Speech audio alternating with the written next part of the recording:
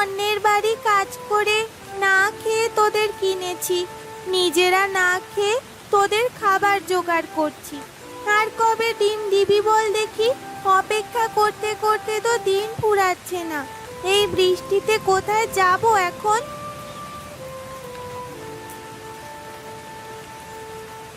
দিদি ভাই, এই দিদি ভাই, বলি আমার জালটা একটু এনে দিবি? নদীতে যেতে হবে যে মাছ ধরতে। বৃষ্টি হচ্ছে, মনে হয় ভালো মাছ পাবো। নানি, সবে সকাল হলো, একটু পরে বৃষ্টি কমলে তারপর নদীতে যেও। আমি হাতের কাজগুলো শেষ করে তোমাকে খাবার দিচ্ছি, দাঁড়াও। তাছাড়া তোমাকে তো আবার নদীর পাড়ে দিয়ে আসতে হবে। তোকে কতবার বলেছি আমি যেতে পারবো নিজেই, কিন্তু তুই তো আমার কোনো কথাই শুনিস না। ঠিক আছে, আমি একটু দাঁড়াচ্ছি, তুই কাজগুলো শেষ করে নে। বৃষ্টি শেষ হওয়ায় বুড়ি লাঠির সাহায্যে একটা গাছের নিচে বসে। সাদিয়া উঠোন ঝাড়ু দেওয়া শুরু করে, বাড়ির সমস্ত কাজ সারে। আর তারপর যখন খাবার বাড়তে যায় তখন বুড়ি বলে, ইয়া আল্লাহ, কেন যে অকালে চোখটা নিল আমার। ছোট্ট দিদি ভাই সারা দিন কত কাজ করে, তাকে যে একটু সাহায্য করব সেটাও পারি না। এটা বলে বুড়ি হাঁটতে হাঁটতে সাদিয়ার কাছে আসে। কিরে দিদি ভাই, খাবার বাড়তে গেলি না কিরে? আমাকে জালটা দে না, না খেয়েই দিন পার করতে হবে। এই নাও নানি, তাড়াতাড়ি খাবারটা শেষ করো দেখি, আমার আবার অনেক কাজ আছে। তুই খাবার খাবি কখন? আয় দিদি ভাই, একসাথে খাই দুজনে। আমি আগেই খেয়ে নিয়েছি নানি, সকালে উঠেই খুব ক্ষুধা পেয়েছিল। বলি আমার সাথে মিথ্যা বলছিস? দু চোখে দেখতে পাই না তাতে কি? আমি তো সবটাই অনুভব করতে পারি রে। এখন কথা না বাড়িয়ে তাড়াতাড়ি খেয়ে নে দেখি। তুমি খেতে শুরু করো, আমি আনছি খাবার। এটা বলে সাদিয়া খাবার আনতে যায়। হাঁড়িতে খাবার না থাকায় সাদিয়া খালি প্লেট নিয়ে খাবার অভিনয় করে। বলি আমার চোখ নেই, এজন্য আমাকে মিথ্যা বলছিস? তোর প্লেটে তো কোনো খাবার নেই। বুঝতে পেরেছি, আজ বাড়িতে ভাত নেই। আয় দুজনে এই ভাতটুকুই খাই, আমি তোকে খাইয়ে দিচ্ছি। আজ যদি বাবা মা বেঁচে থাকতো তাহলে তোমাকে না খেয়ে থাকতে হতো না নানি। পাগলি, চোখের পানিটা মুছে ফেল। বলছি না আমার সামনে কাঁদবি না। খাওয়া তো শেষ, জালটা নিয়ে আয় এবার। দাঁড়াও, এনে দিচ্ছি তোমার জাল।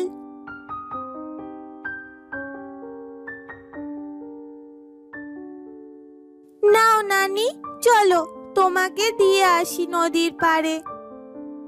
তোকে আর আমাকে দিয়ে আসতে হবে না দিদি ভাই, আমি একাই যেতে পারবো। তুই গেলে বাড়িতে যে দুটো সবজি লাগিয়েছি তা ছাগলে খেয়ে যাবে। ঠিক আছে, যাও তবে, সাবধানে যেও। বুড়ি সাদিয়ার কাছ থেকে জাল নিয়ে নদীর পাড়ে যেতে শুরু করে।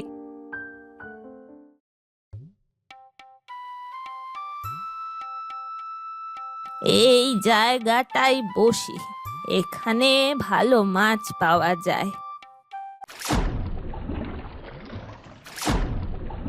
অনেকবার তো জাল ফেললাম, জালে তো কোনো মাছ পেলাম না।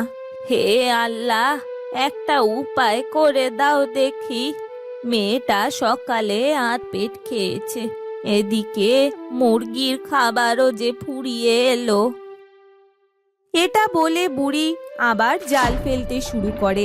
সে বেশ কিছুক্ষণ জাল ফেলবার পরেও জালে একটাও মাছ বাঁধে না। তখন সেখানে মোশাররফ আসে মাছ ধরতে।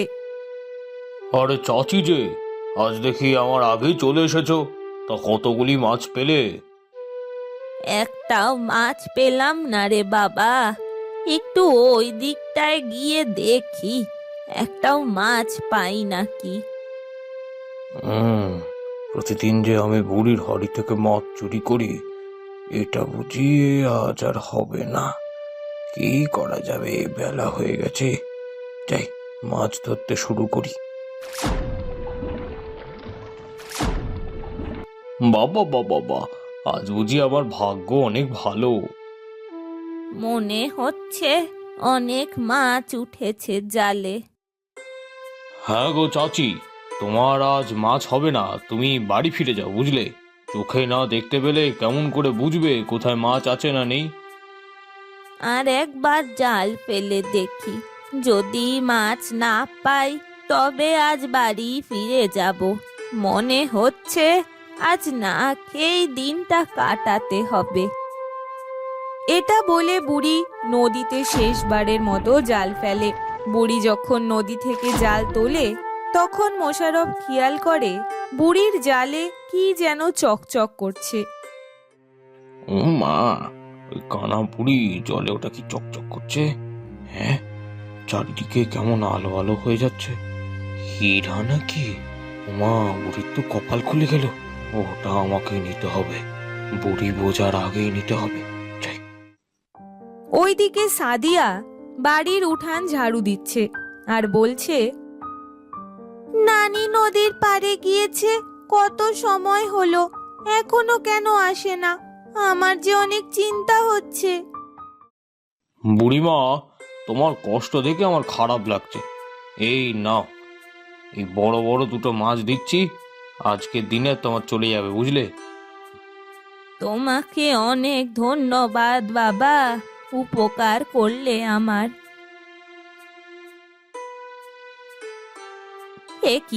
একি তুমি আমার জালে কি করছো? বুড়িমা, তোমার জালে নোংরা ভরে গেছে, আমি পরিষ্কার করে দিচ্ছি। মনে হচ্ছে তুমি কিছু লুকাচ্ছ। আর না না চাচি, ইটের টুকরা।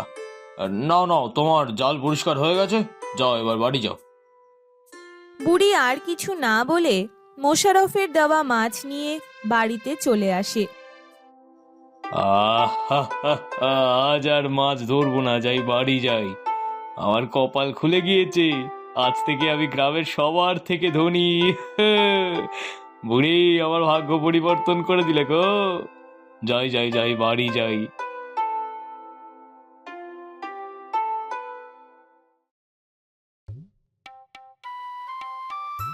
গিন্নি, ও গিন্নি, কোথায় গেলে?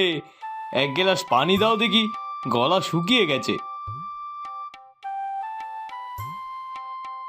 বলি, এমন ষাঁড়ের মতো চিৎকার কেন করছো শুনি? এই নাও তোমার পানি। তোমার জন্য আমি দুদণ্ড ভালো থাকতে পারি না। বলি, এত তাড়াতাড়ি চলে এলে? তোমাকে যে বললাম চাল ডাল ফুরিয়েছে, কই সাথে তো কিছু দেখছি না। আমি বাপু না খেয়ে থাকতে পারবো না, এই বলে রাখলাম। আরে শান্ত হও গিন্নি, শান্ত হও। আমাদের যে কপাল খুলে গেছে, আর কখনো মাছ ধরে সংসার চালাতে হবে না। এবার থেকে কিপটামি করেও চলতে হবে না। এমন ভাবে বলছো যেন আলাদিনের চিরাগ পেয়েছো। আরে বাবা, তার থেকে কিছু কম নয় গো, এই দেখো। ওমা, এটা দেখি হীরার মতো চক চক করছে, তার মানে এটা হীরা। ওগো, আমরা তো দেখি ধনী হয়ে গেলাম, কোথায় পেলে এই হীরার টুকরোটা? মোশাররফ লায়লাকে সব কিছু খুলে বলে। মোশাররফ আর লায়লার সব কথা রেহানা শুনতে পেয়ে যায়। সে বলে, এই মোশাররফ জেলে এতটা লোভী, তার তো জমি জায়গার তেমন অভাব নেই, শুধু কিপটেমি করে চলে। চাচি কত অসহায়, বেচারা চোখে দেখতে পায় না। নাতনিটাকে নিয়ে কত কষ্ট করে সংসারটা চালায়। আমি এটা হতে দেব না, চাচিকে সব বলবো।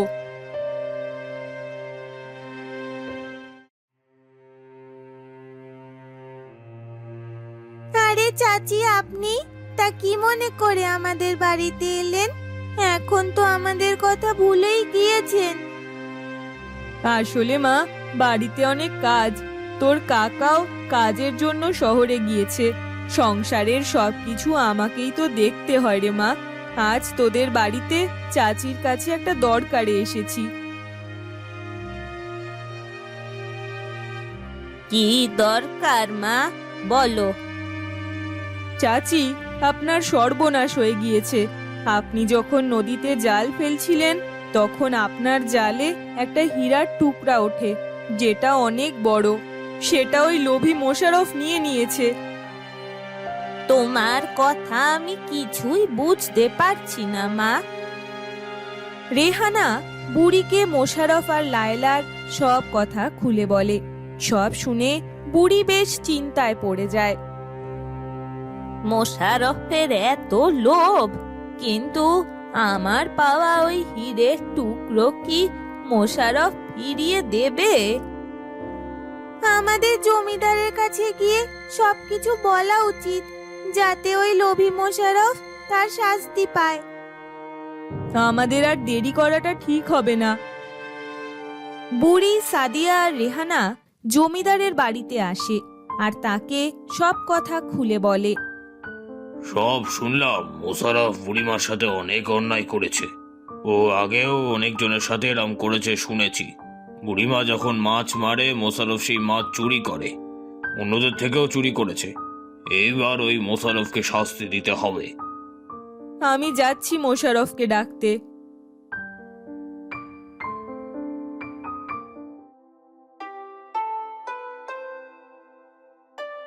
ভাবি, ভাই, আপনাদের জমিদার যেতে বলেছে।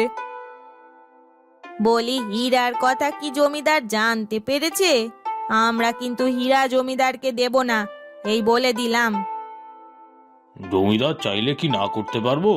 বলবো আমি অর্ধেকের বেশি নেব। কি বলো গিন্নি? কথাটা মন্দ বলনি। কি হলো? ওদিকে জমিদার রাগ করবে যে। তাড়াতাড়ি চলুন।